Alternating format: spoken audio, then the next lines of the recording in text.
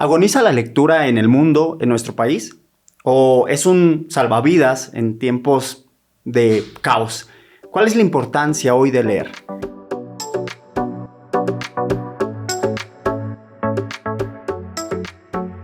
Conocimiento, testimonios, sabiduría y recomendaciones para vivir con plenitud y transformar la sociedad. Formar para transformar. Un podcast de la Universidad Pontificia de México. ¿Qué tal, queridos amigos de nuestro podcast Formar para Transformar? Estamos en abril y abril es el mes en el que celebramos, el 23, el Día Internacional del Libro. Esto nos hace cuestionarnos cuál es la importancia de la lectura, qué lugar tiene en nuestras sociedades, cómo impulsa nuestra universidad la lectura y el fomento a la cultura. Para eso hoy nos acompaña en nuestro podcast Formar para Transformar José Terán, pero bueno, él nos va a compartir su experiencia y su parecer en torno al carácter performativo de la lectura. Bienvenido, José. Hola Julio, muchas gracias por la invitación. Cuando me dijiste que íbamos a hablar de literatura y la importancia de leer, yo me apunté inmediatamente. Pues bienvenido, José. Va a ser un gusto tenerte acá. Les presento a José. Él es licenciado en Ciencia Política por el Instituto Tecnológico Autónomo de México, el ITAM, pero también ha dado clases en el programa de escritura para alumnos de todas las carreras. Además, tiene estudios de letras inglesas y alemanas por la UNAM y ha trabajado en el gobierno y en el sector privado.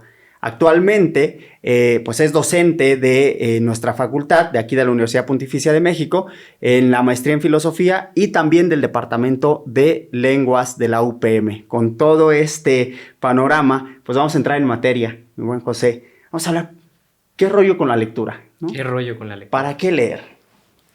Pues esa es una pregunta muy importante a nivel sociedad y en mi caso siempre ha sido una pregunta existencial. Y que ha atravesado toda mi vida. Desde chico que mi papá me llevó a una librería y me dijo, mira, aquí lo que quieras, yo te lo compro. Yo le tomé la palabra y empecé a leer como loco. Y entonces desde pequeño adquirí el hábito de la lectura. Y conforme pues he ido creciendo y avanzando y ahorita que ya estoy aquí en la Universidad Pontificia de México estudiando la maestría, me doy cuenta de que mi vida no sería la misma si no hubiera yo agarrado esos libros de niño, los hubiera devorado y ahorita sigo con este hábito que pues, me ha permitido estar en donde estoy. Qué interesante porque la lectura tiene un lugar capital, lo vamos a desarrollar más adelante, pero hoy por hoy, ¿no? Nuestra sociedad es como, si no tiene imágenes, no lo leas, ¿no? O inclusive estos dichos populares de un libro se juzga por su portada, ¿no?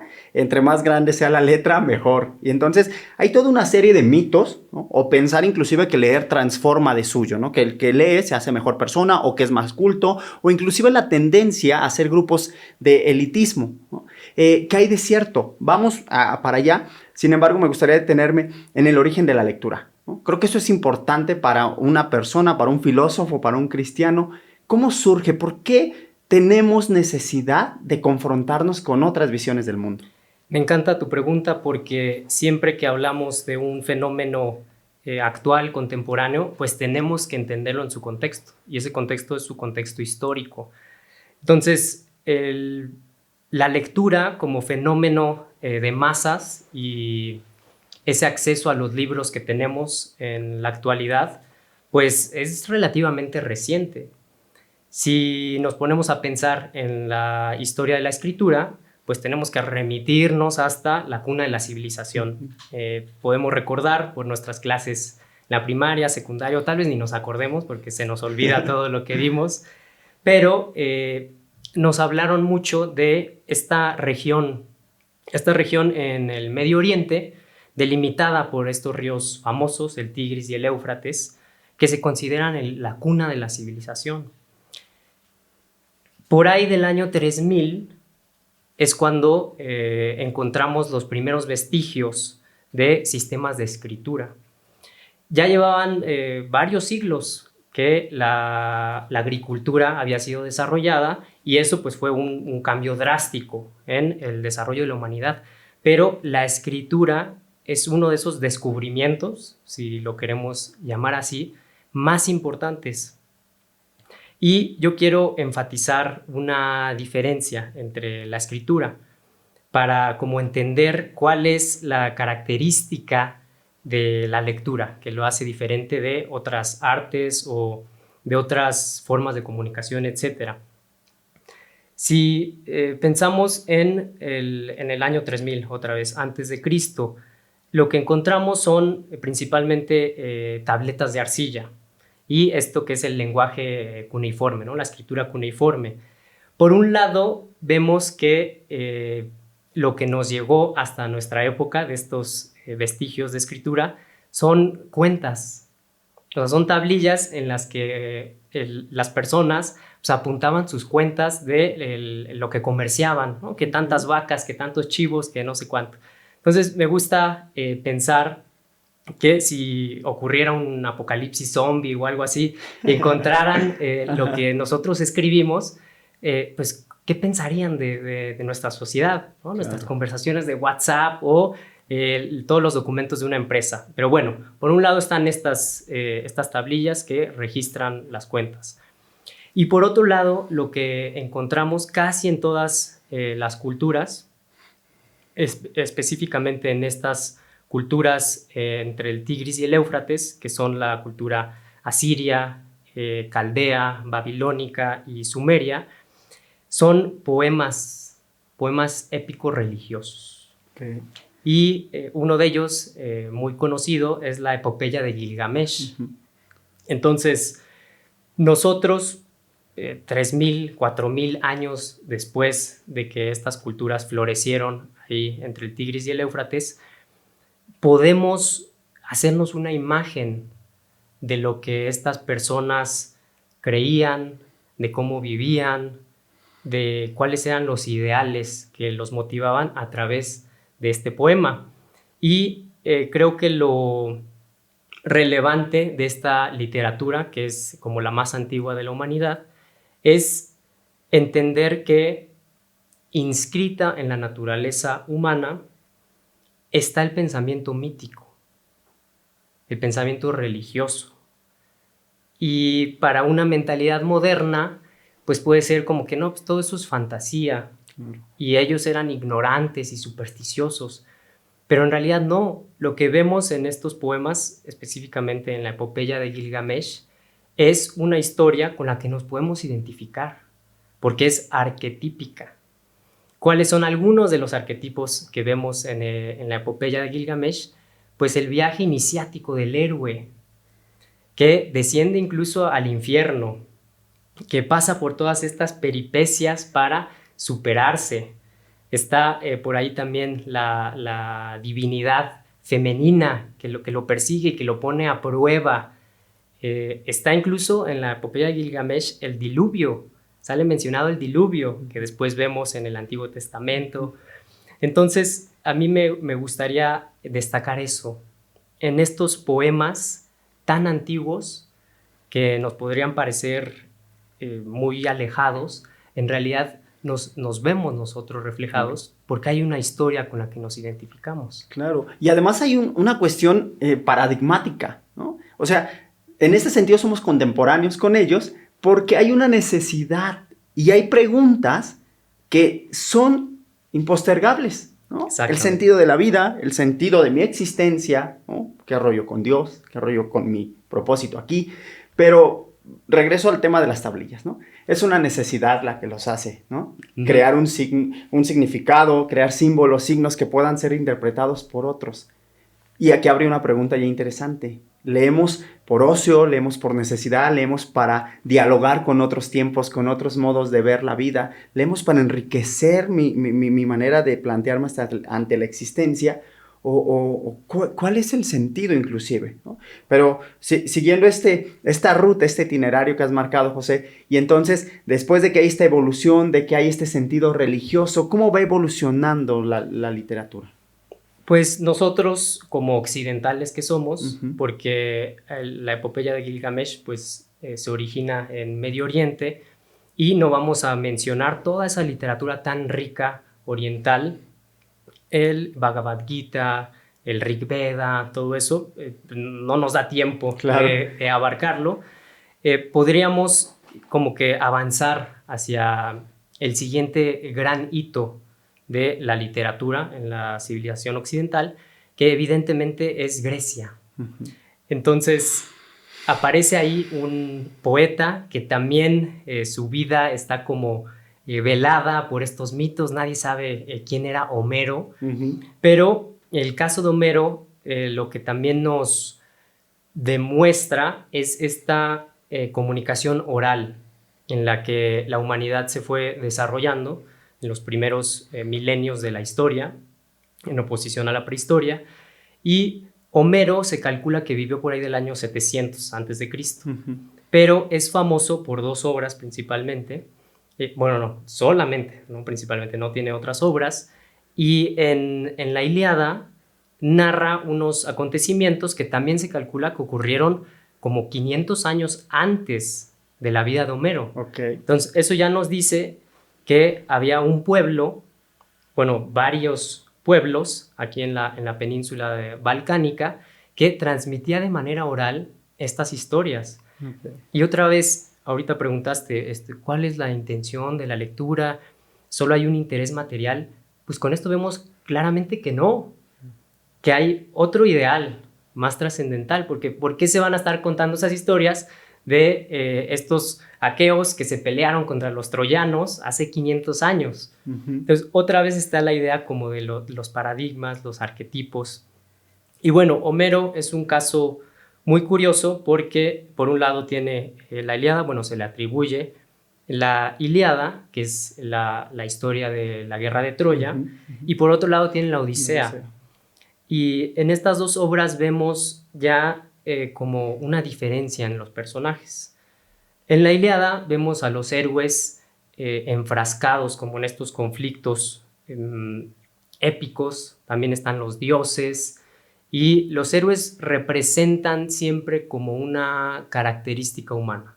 Entonces, Aquiles, pues, es este personaje apasionado, iracundo, ¿no? Así empieza la Ilíada, hablando de la ira del Pélida Aquiles. Entonces son tal vez como estereotipos o prototipos. Y por otro lado, en la Odisea vemos un personaje ya más personalizado, podríamos decir. Es este héroe como más individual, el ingenioso Odiseo o Ulises. Entonces, incluso ya ahí empezamos a ver como 2 tendencias en la literatura. Cómo se empieza a desprender un poco de la colectividad, el pensamiento, y se va enfilando más hacia los individuos. Y bueno, Homero es considerado como el padre de la cultura griega. Y más adelante, pues se desarrollan ya como los géneros principales en los que se divide la literatura, que son, a grandes rasgos, poesía y prosa. La poesía se divide en poesía épica, que puede ser la Ilíada, y son estos grandes conflictos entre los héroes. La poesía lírica, que como su nombre lo dice, pues iba acompañado de la lira, de un instrumento. La diferencia con la poesía épica es que habla un poco más de los sentimientos, de personajes que están transmitiendo como sus emociones, vivencias más particulares. Y por otro lado, la poesía dramática, que también nos dice un montón de lo que era la cultura griega. La poesía dramática conocemos a los 3 principales representantes, Esquilo, Sófocles y Eurípides. Claro. Y por otro lado, la prosa no es tan ejercitada, tal vez, incluso como que se le veía con desprecio un poco. Pero hay muchos ejemplos también muy interesantes de prosa. Voy a mencionar unos para que también vayamos como que perfilándonos cada vez más hacia qué representa la lectura hoy. En cuanto a la prosa, pues obviamente están los filósofos. Conocemos a Aristóteles. Platón es un caso curioso porque también su filosofía la expresa en los diálogos, es decir, muy apegado a la oralidad todavía, ¿no? Y los diálogos, le recomiendo a los que nos están escuchando y viendo que los lean, porque son interesantísimos. porque son como la puesta en escena del pensamiento. Claro. Así lo que estamos haciendo tú y yo ahorita de dialogar, eso hizo Platón mediante Sócrates y todos estos ciudadanos de Atenas. Pero bueno, en la prosa vemos al que es considerado el padre de la historia, Heródoto. Y sin embargo, para también la mentalidad moderna, más racionalista, le resulta un poco contradictorio el hecho de que en las historias de Heródoto se narran sucesos que hoy llamaríamos fantasiosos. Y habla incluso de criaturas extrañas en ciertas regiones del mundo conocido en esa época. Entonces, Heródoto sí nos narra sucesos del pasado, pero todavía no es esta racionalidad moderna que divide entre lo que puede ser verificado históricamente y lo que no. Y después viene otro escritor emblemático que es Tucídides. Y Tucídides ya lo consideran más como un historiador objetivo, porque se dedica nada más a narrar lo que sucedió y ya no hay inventos ni nada. Pero otra vez es muy curioso, porque Tucídides recoge los discursos de muchos personajes anteriores. Por ejemplo, Pericles, que tiene este elogio de la democracia, ¿no? En el momento del esplendor de Grecia. Y sin embargo, Tucídides también recreó estos discursos, es decir, no tenían una grabadora, él no estuvo ahí apuntándolo todo como periodista, sino que pasó también por este proceso de elaboración literaria. Y él pues ya se sentó y dijo, bueno, Pericles dijo más o menos esto. Entonces vemos aquí en el fenómeno de la comunicación, por un lado oral y ya también escrita, que no se puede prescindir de estos elementos humanos que son la convivencia, ¿no? Como sociedades, como culturas, y el pensamiento, que es mítico, que rebasa las categorías que nosotros hoy en día usamos. Entonces, eso a mí me encanta de estudiar a los griegos. Claro. ¿No? Que también nos dicen algo muy actual, claro. Muy actual. Sí, y es sumamente interesante porque son un clásico en la literatura, ¿no? Son una referencia obligada. O sea, esta manera de ver el mundo, el sufrimiento, la muerte, las tragedias griegas, por ejemplo, que son una cosa impresionante. O sea, léanlas, por favor.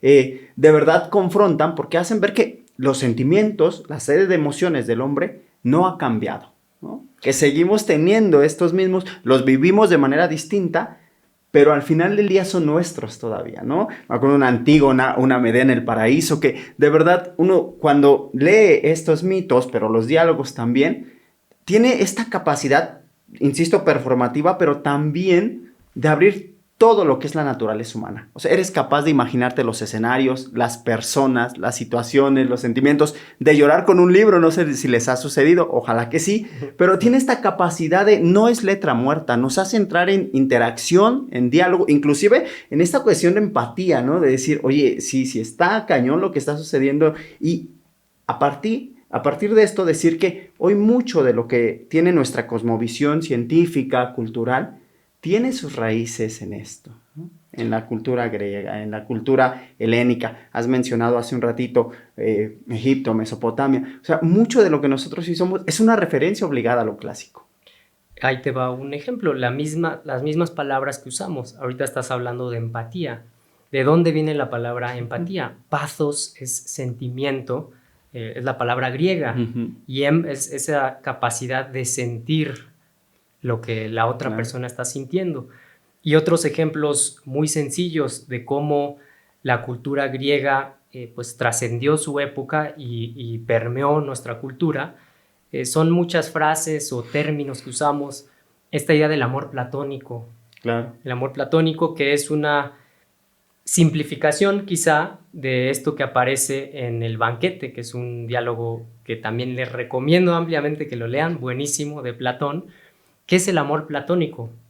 Viene de este mito, ¿no? Que uno de los personajes en El banquete propone, de que el ser humano era un círculo y después se rompió. Entonces, el amor platónico viene de los griegos. El complejo de Edipo, Claro. que acuñó Freud ya en el siglo XX, que es esta idea también de que los hijos sienten una cierta atracción hacia los padres, y todo este proceso psicológico emocional viene del Claro. mito de Edipo, una de las tragedias griegas. Claro. Narciso, ¿no?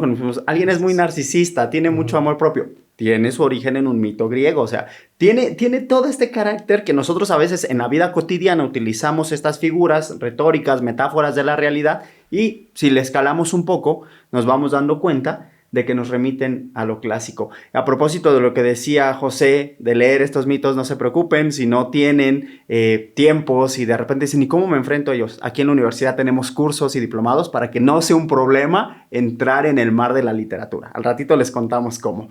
Y avanzando, José, con este tema de la evolución de los géneros literarios, vamos viendo cómo va evolucionando el hombre, va evolucionando su manera de ver la vida, pero los problemas no.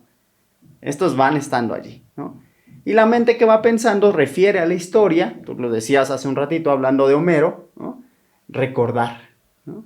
Recordar para aprender, ¿no? Y quizá aprendiendo no repetimos, quizá sí, pero dando este seguimiento, entonces, después de que viene todo este abanico, este gran auge de la literatura griega, ¿cómo va evolucionando? ¿Cómo se sigue partiendo? Pues aquí estamos en la Universidad Pontificia de México, y ya dije que por un lado somos civilización occidental, eso somos, por más que estemos en Latinoamérica, pues nuestras raíces se extienden hasta Grecia, Roma. Nuestra cultura está fundada también en un libro o en un conjunto de libros, que eso es lo que significa la palabra Biblia. Y la Biblia recoge todas las historias de un pueblo en específico, pero que también convivía con otros pueblos, claro, entre ellos con los griegos.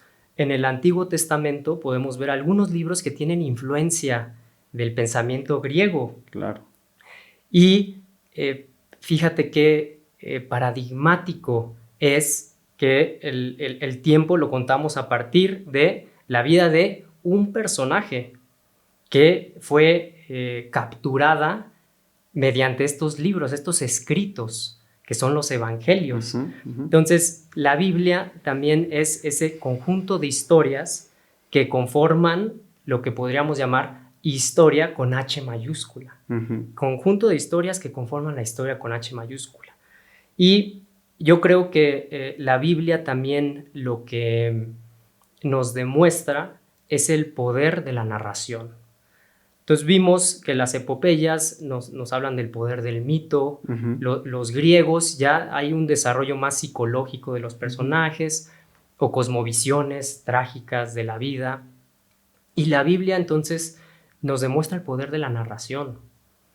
Es una civilización, una cultura que va recogiendo todas estas tradiciones y de repente las plasma mediante una historia en estas narraciones.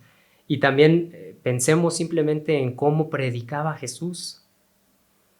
Casi no presentaba sus enseñanzas así como una serie de reglas, sino contaba historias. Contaba historias para que las personas lo pudieran entender. Entonces, en este desarrollo de la escritura, quisiera resaltar cuáles son las características de este fenómeno que han abierto muchas posibilidades diferentes a solo la comunicación oral. Entonces, sabemos, tal vez aquí braille un poco, divague, pero creo que es necesario. Sabemos que los egipcios, por ejemplo, pues escribían con jeroglíficos, que eran una especie de pictogramas, entonces son dibujitos. Si lo pensamos bien, una escritura así está muy limitada. ¿Por qué? Porque los pictogramas te remiten nada más a una idea muy concreta. Pensemos en un perrito. Dibujas el perrito y pues tienes que pensar en el animal de alguna manera. ¿Qué pasa con la escritura alfabética?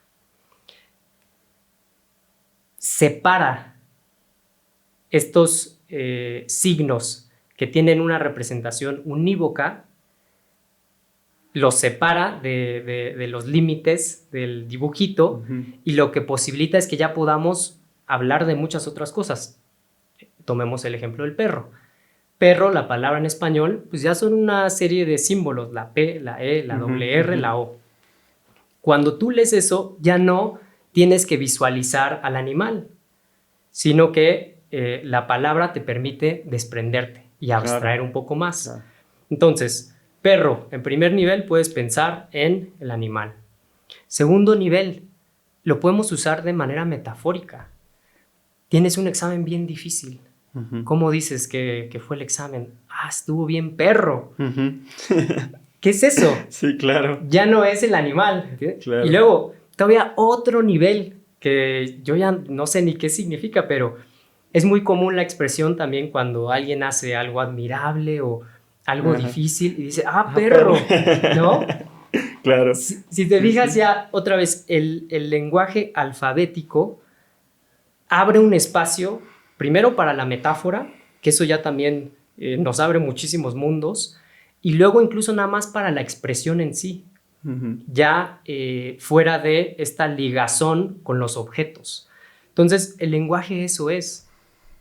Y vemos entonces con Jesús y con los evangelistas y con la Biblia esta recopilación de historias que gracias a el lenguaje escrito y al alfabeto, por un lado griego, por otro el hebreo, etcétera, que derriba como esos límites que las civilizaciones anteriores tenían en la expresión escrita. Entonces, por eso Jesús puede llegar y puede hablar de esta también división entre la letra muerta, ¿no? La ley nada más entendida como signos o como algo rígido, y el espíritu. Y cómo a través de historias entonces se abre todo este plano espiritual. Eso es lo que representa, yo creo, Jesús, y representa el nacimiento del cristianismo. Entonces, una plenitud de la palabra, una revalorización de la palabra, y en ese sentido también inicia como el despegue de lo que ya vivimos nosotros como civilización occidental, ¿no? Claro. Esto inmediatamente me hace preguntarme sobre el sentido que hoy tiene para nosotros la lectura, ¿no? Pero sobre todo también como los beneficios de la lectura, ¿no? Porque no solamente te llenas de información, también estimula el intercambio de ideas, de conocimientos, tu percepción del mundo, una sed de conocimiento, evidentemente, decir, cómo pensaban los griegos, cómo pensaban en la España del siglo XV, ¿no? Cómo pensaba, voy a ir a Lope de Vega, o voy a San Juan de la Cruz, o voy, no sé, hoy por hoy en Argentina, y vamos, y nos hace entrar entonces en todo una descripción de diferentes realidades que son percibidas por un sujeto, ¿no? Y que tienen una intencionalidad muy concreta, ¿no?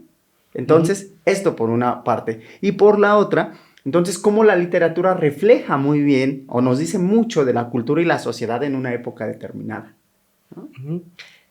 Si quieres, siguiendo así como esta evolución, empezamos con la epopeya de Gilgamesh, luego los griegos, luego surge el cristianismo, pues el siguiente paso es ver el nacimiento de las primeras naciones. Es decir, se derrumba el Imperio Romano y en Europa quedan pues estos pueblos que les llamaban bárbaros, que eran como grandes conglomerados de personas que seguían a un líder, ya fuera o carismático o despótico, y ellos heredan entonces todo esto. Por un lado, la tradición del pueblo judío, ya pasada por el filtro del cristianismo, lo griego, lo romano, y empiezan entonces a expresarse ya como naciones en sus lenguas vernáculas. Entonces, ¿qué es lo que vemos? Este rol de los poetas que también iban como proclamando, todavía era muy público el fenómeno de la lectura, era muy público, van proclamando las grandes gestas. Y ahí vienen los poemas de los cantares de gesta. En nosotros como hispanohablantes, pues tenemos el poema del Mío Cid. Vemos entonces también como esta idea del héroe, pero ya despojada un poco de lo mítico griego y ya más particular de la naciente comunidad española, podemos decirlo. Entonces los cantares de gesta eso representan. Y aquí, tal vez antes de ya llegar a la modernidad, me vino a la mente una persona que refleja también este cambio del paradigma de la lectura como algo meramente público y ya algo más privado. San Agustín. San Agustín también es un heredero de la cultura romana y griega. Él aprendió mucha retórica, estudió derecho y todo eso. Y tiene un libro que es maravilloso, que les recomiendo que lo lean, que es su autobiografía, Las Confesiones, que también es como la primera autobiografía de la historia, porque otra vez la literatura estaba más enmarcada en este espíritu de los pueblos y de los mitos, y ya con el cristianismo se va personalizando. Entonces, en San Agustín, en Las Confesiones, él narra un suceso que muchos dicen es el primer ejemplo registrado de alguien que está leyendo solo en voz baja. San Agustín describe este suceso cuando de repente escucha una voz de un niño que le dice toma y lee, toma y lee. Él está leyendo en voz baja. Y yo sé que esto ahorita pues, nos parece lo más normal, pero es la primera vez que se describe a alguien leyendo así. Porque antes era este fenómeno comunitario y por eso también incluso pues, encontramos las inscripciones en piedras, porque se leía las tablillas de arcilla, etc. En San Agustín vemos ya la lectura como un proceso más personal, de silencio, de reflexión, de meditación. Entonces, ahí está, ¿no? En San Agustín, que murió en el 430 después de Cristo, es decir, el siglo V. Y, por otro lado, entonces se va desarrollando las literaturas nacionales, ¿no? Los franceses tienen el Cantar de Roldán, los españoles el del Mío Cid, y eso ya nos va llevando hacia una idea más del Estado moderno. Y aquí tal vez me gustaría mencionar una figura que ya muchos consideran que es el que escribió la primera novela moderna, que es Cervantes, Miguel de Cervantes Saavedra.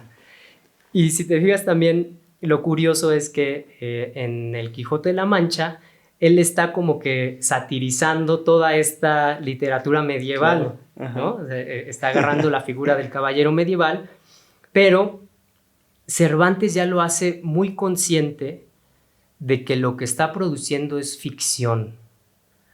Es decir, el personaje del Quijote ya es un personaje inventado. Ya no es el Mío Cid, ya no es Roldán, que salía también Carlos Martel, etc. Es un personaje meramente ficticio. Sin embargo, no es todavía lo que vemos ya en nuestra época.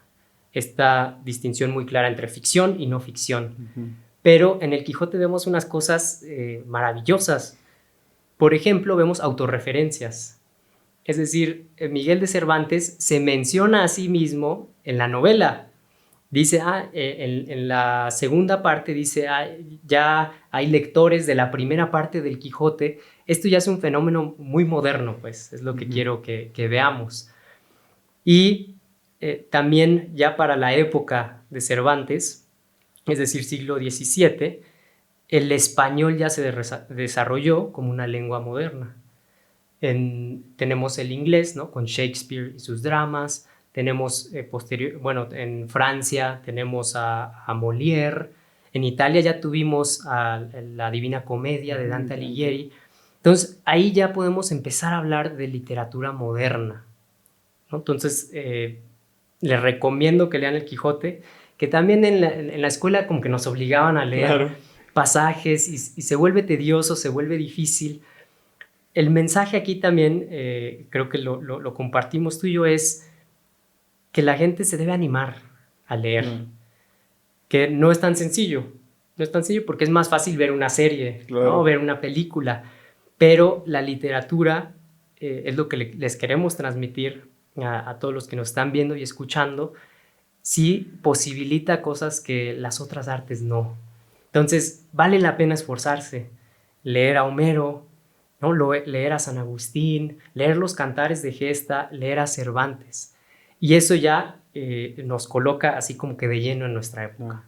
Sí, porque además, ahora que hablas de este tema, de la lectura, esta capacidad y este arte concreto engloba a los otros, pues hoy ya tenemos desafíos, ¿no? Que al ratito nos contarás qué onda con el tema de la era digital, cómo influye, por ejemplo, ¿no? Pero en este sentido, no es lo mismo intentar leerte, no sé, Homero, la Ilíada, la Odisea, que después ver ya un refrito en una película con un personaje importante y a lo mejor ya te quedas con una versión muy sesgada de la historia, ¿no? Y entonces esto también me permite, pues, que nosotros vayamos viendo que no existe solo un género literario, ¿no? O sea, sí hay algo que pretende plantear la historia, pero después ese mismo acontecimiento se satiriza o se quiere jugar con él o se quiere desmantelar, ¿no? Entonces también la lectura nos ayuda a no quedarnos con una visión sesgada de la realidad, a no creer todo lo que nos está diciendo una sola persona, o sea, amplía nuestra capacidad crítica, ¿no?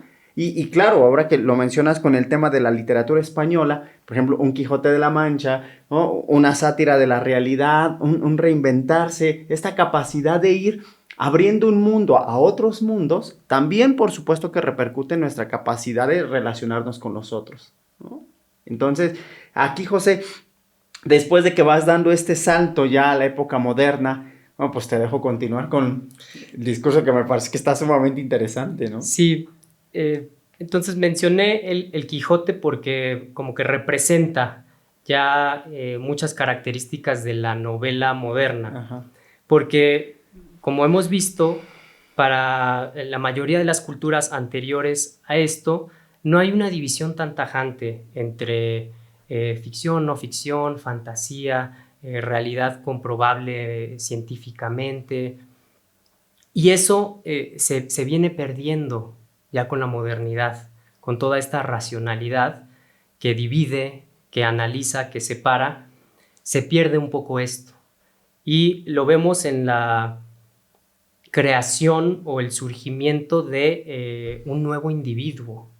Es decir, el individuo del siglo XVIII para acá es totalmente diferente al individuo que veíamos en Grecia, que veíamos en Roma, que veíamos en la Edad Media.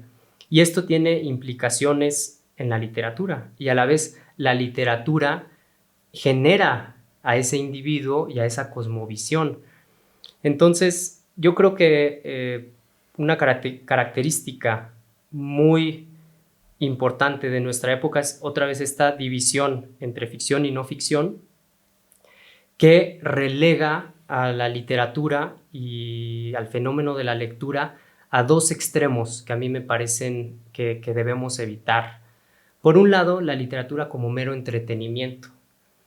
Ya sabemos entonces que los escritores están jugando con este mundo que tú dijiste, que pues sí, ejercita la mente, ¿no? Y nos coloca en una situación de apertura intelectual, espiritual maravillosa. O sea, aquí no vamos a decir, ay, todo está mal en nuestra época y hay que regresar a la Edad Media. Por supuesto que no. Pero si la literatura se contempla nada más como entretenimiento, sí se pierde mucho. Se pierde mucho de esto que nos pueden decir las grandes epopeyas, los escritos religiosos, etc. Por un lado eso. Por otro, esta pretensión como de ser meramente eruditos, que también lo podemos rastrear quizá a la época de la Ilustración. Ya estamos a finales del siglo XVIII, principios del XIX, cuando los enciclopedistas y estos intelectuales sí miran al pasado con desprecio y de manera peyorativa. Entonces dicen, nosotros sí estamos instruidos y nosotros hemos leído mucho y todo lo que venía antes era superstición. Y entonces nace como esta idea del intelectual pretencioso, que puede nada más estar acumulando lecturas y puede presumir de yo he leído más que tú, y todo lo que venía antes era ignorancia. Claro. Entonces, esos son dos extremos con los que tenemos nosotros que lidiar, que han engendrado ciertos mitos respecto a la lectura. Uno de ellos es, vemos a los países nórdicos, por ejemplo, y tienen grandes avances económicos e igualdad, y entonces decimos, no, pues queremos ser como ellos. Y vemos, por otro lado, que son los países en los que más libros se leen. Islandia, Finlandia tienen como un promedio de 30 libros leídos al año, ¿no? Y no quiero ni mencionar el de nuestro país, sí, ¿no? sí, Porque ya ha venido bajando, de hecho. Claro, sí, sí. Hace poco hicimos una investigación sobre la cultura digital. Ajá. Y analicé yo los datos de lectura en México y es triste, pero sí, la gente lee cada vez menos, incluso con formatos digitales, Claro. todo eso tomado Audiolibros, en cuenta. Audiolibros. Ajá. Pero está este mito entonces, por un lado, de que leamos simplemente, acumulemos libros, acumulemos información y vamos a progresar. Y por otro lado, no podemos despreciar todas estas mejorías claras en nuestra cultura. O sea, porque también hemos mencionado a San Agustín, a Cervantes, incluso en la época de la Ilustración, los niveles de alfabetización eran bajos en la población. Es hasta el siglo XX, ya avanzado el siglo XX, que la mayoría de la población puede leer. Entonces hay que enmarcar el fenómeno de la lectura en estos procesos históricos.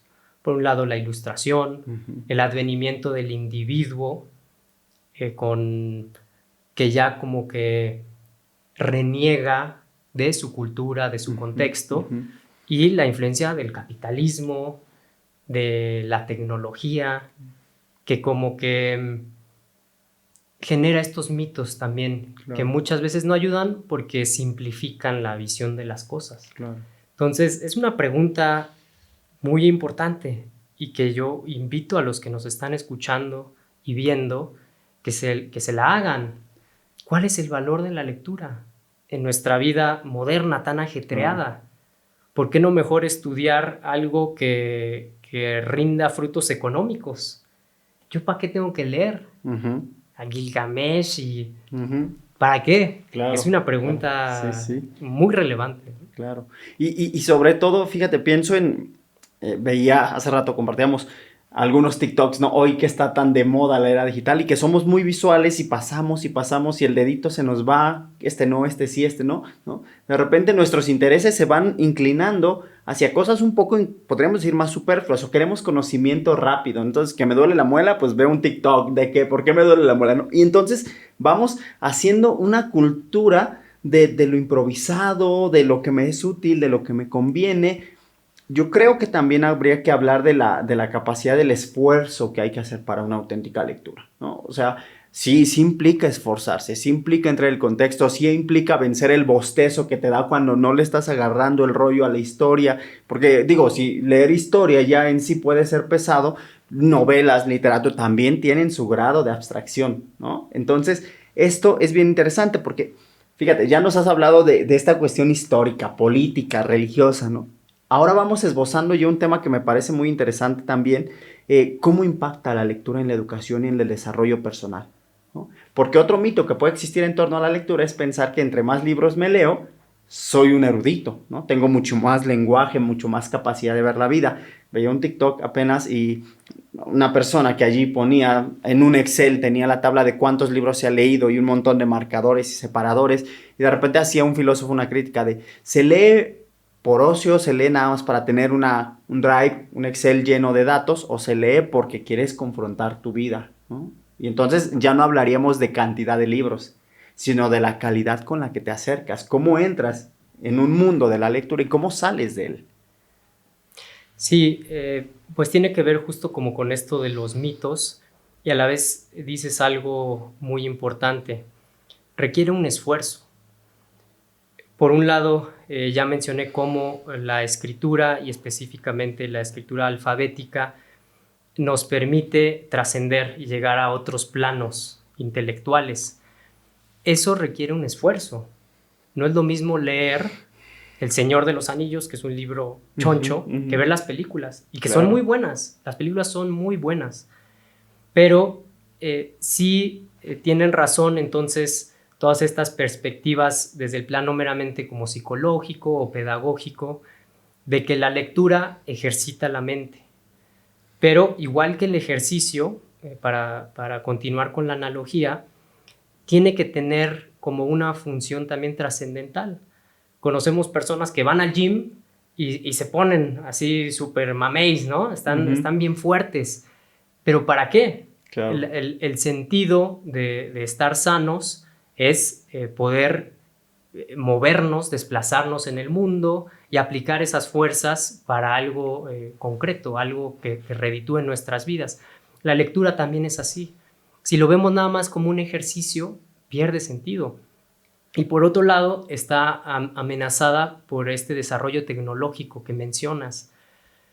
El paradigma tecnocrático que estamos viviendo como resultado del capitalismo, de muchos procesos históricos, reduce el conocimiento a mera información. Y la información como, pues sí, una acumulación, ¿no? de oraciones, de textos, y eso acaba con el espíritu de las personas. O sea, es difícil de ver, pero lo podemos aterrizar a situaciones laborales o profesionales, o nosotros aquí que estamos en una institución educativa. Si creemos que conocimiento es igual a información, ya no tiene sentido que haya maestros. Claro. Tú y yo no competimos con este dispositivo tecnológico que tienes aquí. Claro. No competimos con Wikipedia, ¿no? Porque si vemos el conocimiento como mera información, ese es el resultado inevitable. Claro. Entonces, leer implica un esfuerzo, implica la aplicación de todas nuestras facultades como seres humanos, no solo el de archivar información. Y eso entra en choque frontal con esta cultura que mencionas también como de lo inmediato. Queremos todo de manera fácil. Y la literatura lo que te dice es, pues no, sí requiere que para empezar te tomes tu tiempo. Es decir, hay cosas que podrían resultar más útiles, ¿no? Yo estar trabajando, claro, y en vez de leer, en vez de sentarme a leer, pero los beneficios son mucho mayores. Claro. Pero requiere este esfuerzo, evidentemente requiere un esfuerzo. Y ahora, quizá también para los que nos escuchan y nos están viendo, les pueda servir como incentivo, o es mi intento de alentarlos a que lean en esta época de la inmediatez y de la tecnocracia. La literatura también te permite comprender la realidad de manera mucho más poderosa que el mero conocimiento científico o racionalista. Uh-huh. Y ahí puedo mencionar a un autor ya también plenamente moderno del siglo XX, que es uno de mis escritores favoritos, Franz Kafka. Franz Kafka es una figura paradigmática de nuestra época. Si nosotros lo analizamos todo con categorías muy cerradas, así como de ficción, no ficción, fantasía, realidad, pues decimos, ay, ese Kafka que andaba escribiendo de una persona que despertó un día como un escarabajo gigante. Claro. Sí. No tiene relevancia con mi vida. Y sin embargo, Franz Kafka nos dice mucho de nuestra realidad. ¿Por qué? Porque en su obra ya vemos a este individuo enajenado, a este individuo solitario, con problemas incluso mentales, que muchos quisieron interpretar nada más como algo psicoanalítico. O sea, dicen, no, pues ese pobre Franz Kafka estaba bien enfermo. Claro. y no. Y la prueba está también en que muchos historiadores que miran atrás al siglo XX para entender todas estas grandes catástrofes, porque el siglo XX, paradójicamente, vino todo este desarrollo económico y social, y sin embargo fue el siglo más destructivo. Tuvimos la Primera, la Segunda Guerra Mundial, luego la Guerra Fría. Necesitamos entender qué pasó, cómo de la mano de todo este desarrollo civilizatorio llegamos a la barbarie. Y muchos historiadores ven en la obra de Franz Kafka una crítica incluso, o sea, no explícita, no se sentó así como voy a criticar, pero claro, un entendimiento de la realidad, que es, si el individuo vive enajenado y el sistema es meramente burocrático, deshumanizado, pues claramente se va a poder dar algo como el régimen nazi. Y eso lo encontramos en las historias de Franz Kafka. Por un lado tiene la metamorfosis, el personaje que despierta siendo un escarabajo. Tiene una novela que también es ardua, no es tan sencilla de leer, pero en ella el personaje, que se llama Joseph K., despierta un día y hay unos sujetos en su habitación y se da cuenta de que está siendo juzgado. Y a lo largo de la novela él va viviendo como estas peripecias, como que intentando entender, se mete por pasillos laberínticos donde hay empleados burocráticos que lo están oprimiendo y no logra entender qué está pasando con él. Y eso es lo que vemos en el siglo XX, este individuo totalmente despojado de sentido, que hemos visto que el ser humano venía extrayendo sentido de la literatura, de la filosofía, de estos grandes mitos, de la religión. Y en el siglo XX, después de la racionalización y la materialización de la vida, pues le quitan todo eso al individuo. ¿Cómo explicamos esa soledad y cómo la enfrentamos? Una respuesta es la lectura. Claro. Sí. Pienso en dos obras que ahora están muy en boga, ¿no? Sabes que salió una obra póstuma de este premio Nobel de literatura reciente, ¿no? En agosto nos vemos, ¿no? Justo. Y por otra parte, Hakura Murakami también saca otro sobre las murallas, y entonces todo el mundo está ahí como, ¿no? Queriendo reinterpretar formas, reinterpretar mundos, entender el devenir de la sociedad, entender nuestra postura en el mundo hoy, porque no podemos quitarnos la piel, ¿no? La cultura es nuestra piel. Y entonces estamos inmersos en esto.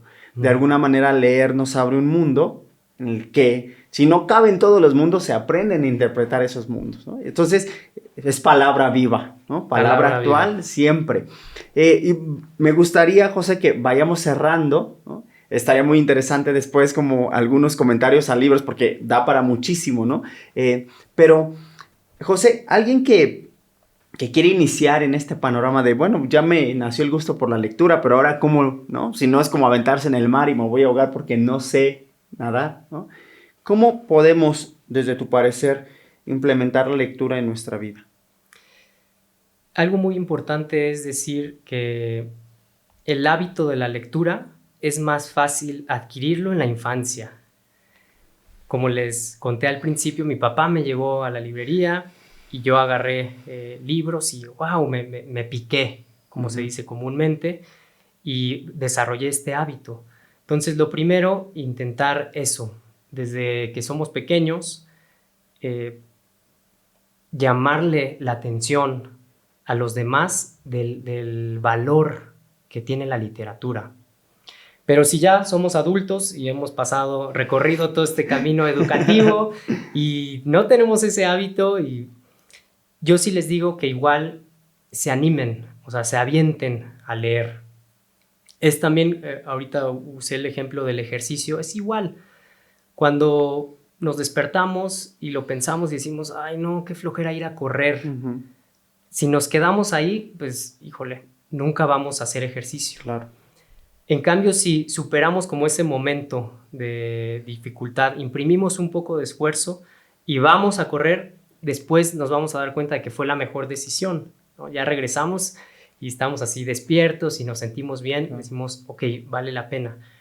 Pero atreverse. Y voy a mencionar un ejemplo.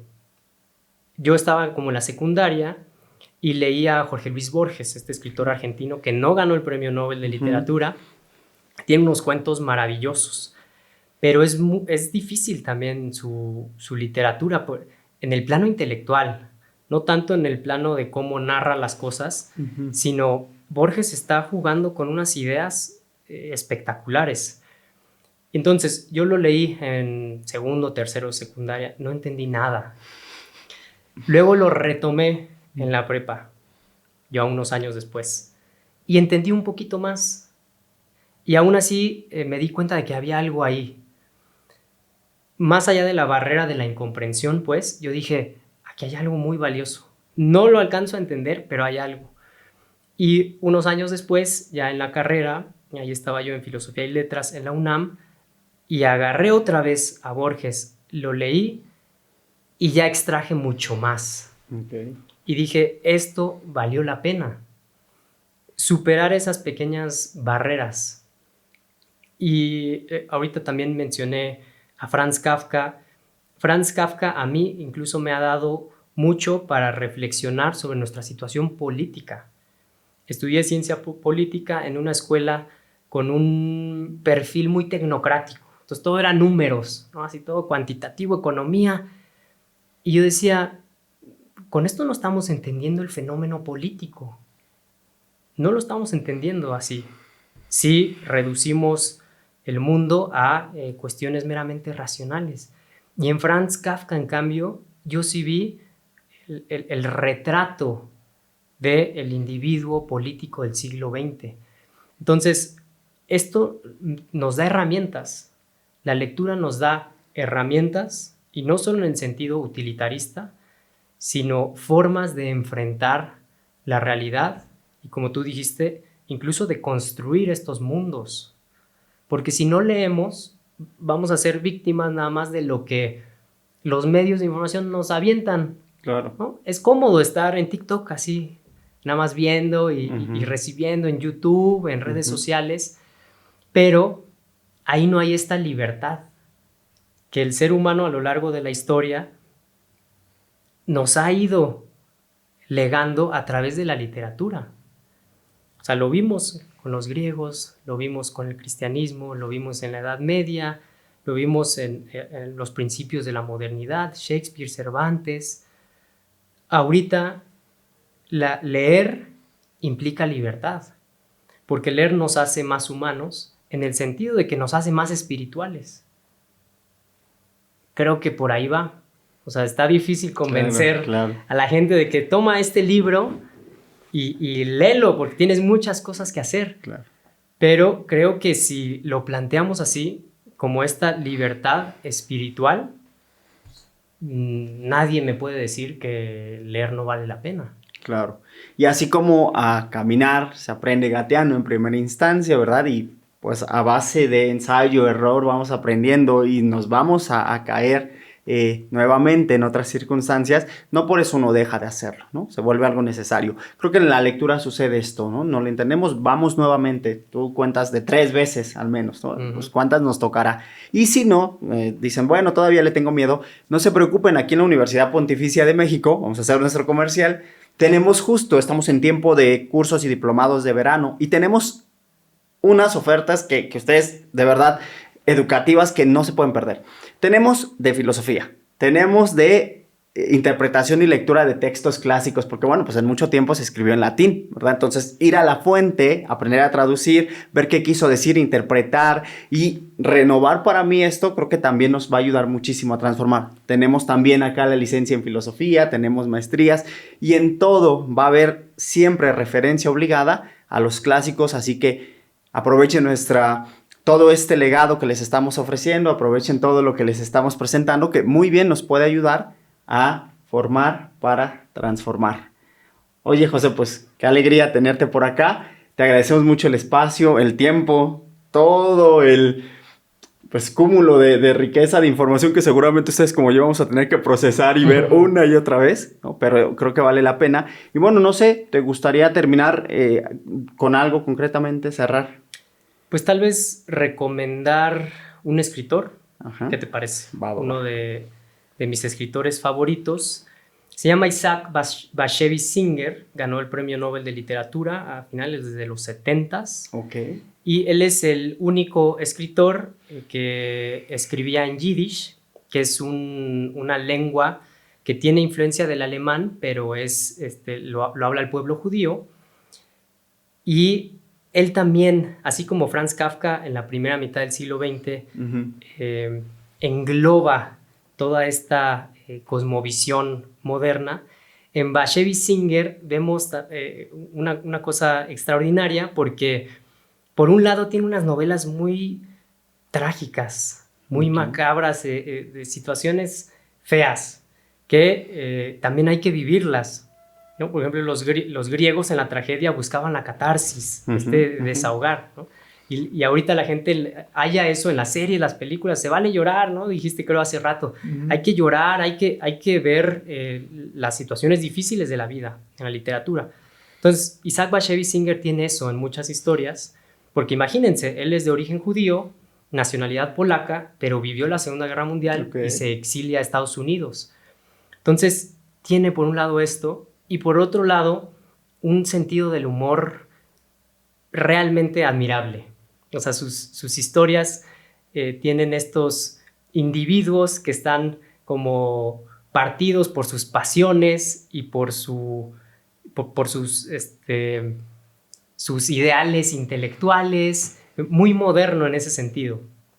Entonces, yo le recomiendo que lean a Isaac Bashevis Singer porque, como hemos visto a lo largo de esta conversación, en la literatura de otras personas, de nacionalidades diferentes, que hablan idiomas diferentes, que vivieron en épocas diferentes, nos podemos ver, y no solo reflejados en el sentido de que yo me identifico, claro, sino de que podemos aprender de sus experiencias y aplicarlas a la vida y, cuando menos, simplemente entender mejor qué es lo que estamos viviendo y experimentando.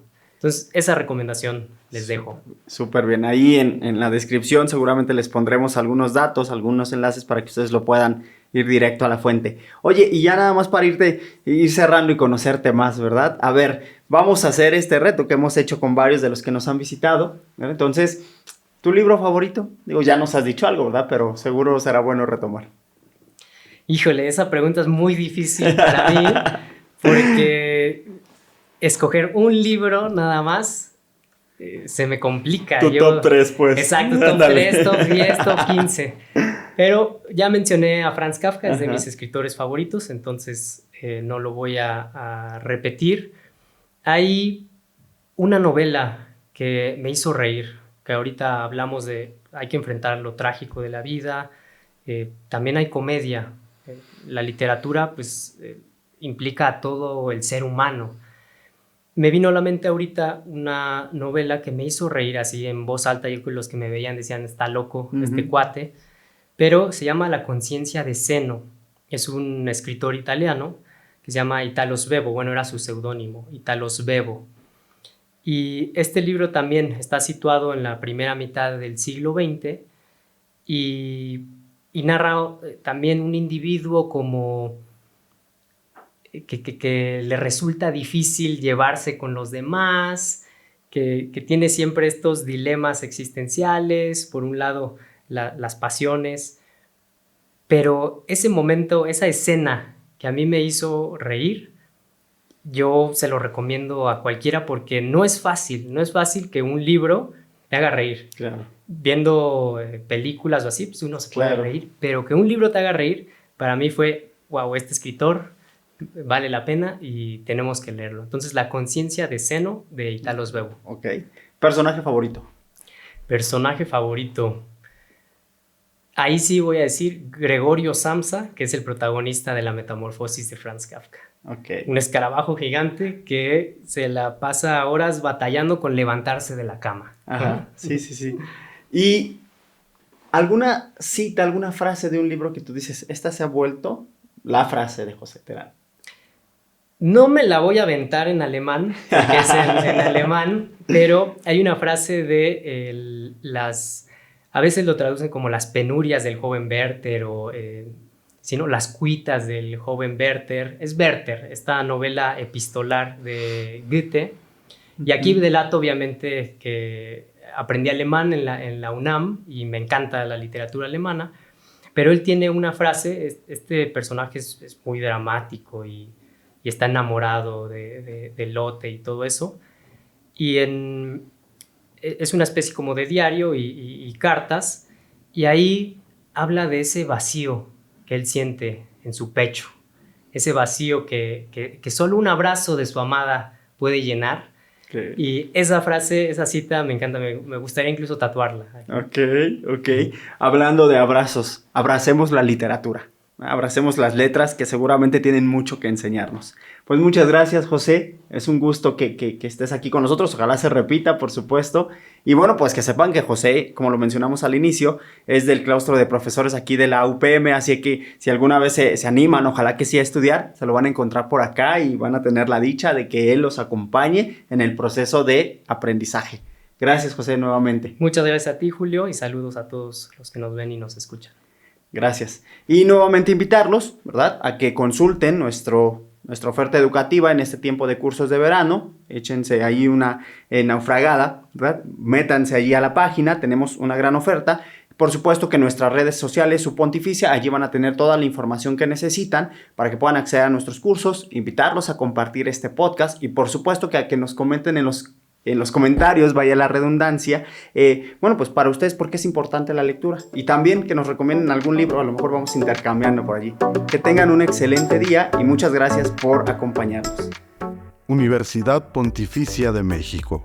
Formamos líderes humanistas comprometidos a transformar su entorno. Síguenos en todas las redes sociales como @upontificia o en nuestra página web www.pontificia.edu.mx.